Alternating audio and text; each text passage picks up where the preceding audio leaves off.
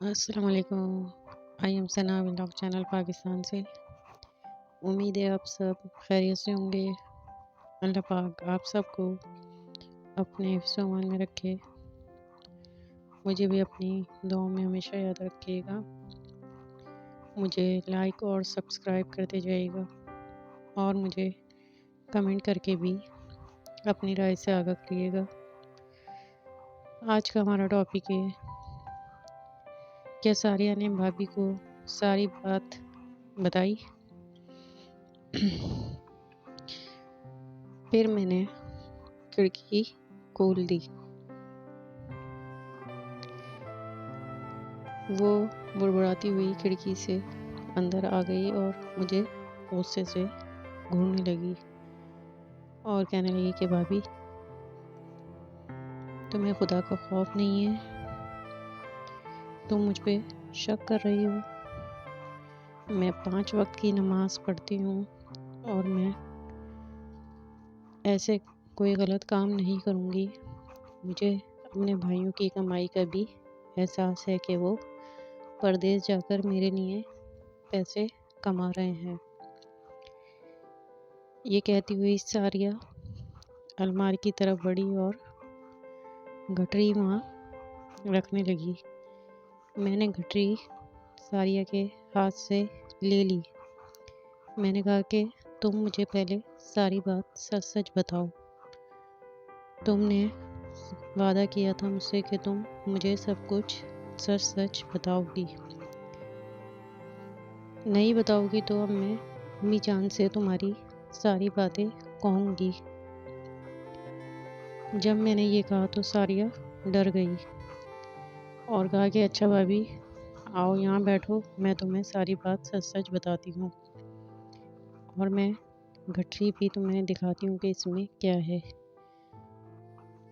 मैं एकदम से सटपटा गई कि ये अल्लाह जाने गठरी में ऐसा क्या है और ये मुझे अब क्या बताने वाली है। फिर सारिया ने कहा कि ये कहानी उस वक्त शुरू हुई जब मेडिकल कॉलेज का मेरा पहला साल था। पहले ही दिन लड़कों ने मुझे बहुत तंग किया। आप तो जानती हैं कि मैं डरपोक सी लड़की हूँ। शायद मेरी इसी मासूमियत को देखकर एक एडवोकेट के बेटे ने मुझे पसंद कर लिया। बस फिर क्या था, वो तो जैसे मेरे पीछे ही पड़ गया। मैंने उससे जान छुड़ानी चाहिए, पर मैं जहाँ जाती वो मुझसे पहले वहाँ खड़ा हुआ मौजूद नज़र आता। कुछ दिनों बाद मुझे ऐसा महसूस हुआ कि वो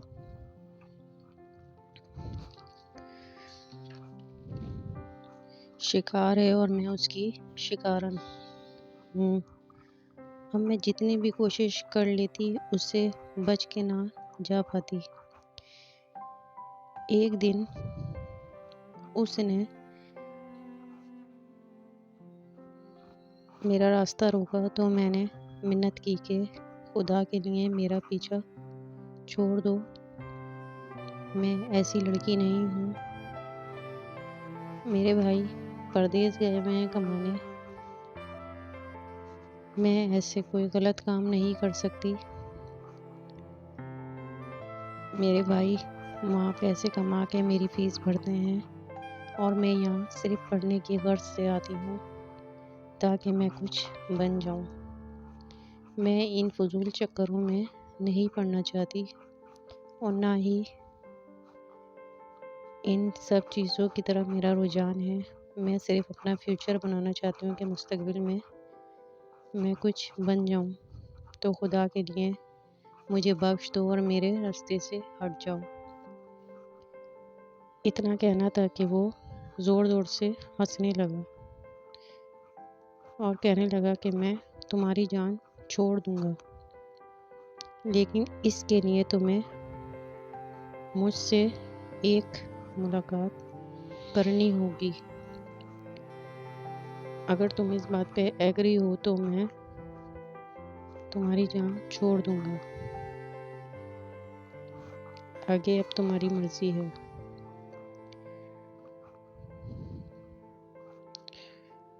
कुछ शेर हैं जो मैं आपसे अर्ज़ करती हूँ।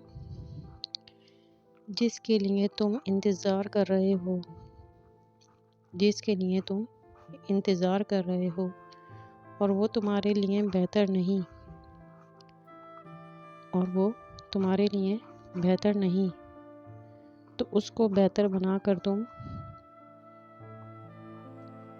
तुम्हारे तक पहुंचा दिया जाएगा।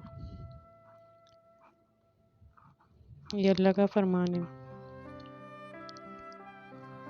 वक्त अच्छा हो या बुरा गुजर ही जाता है।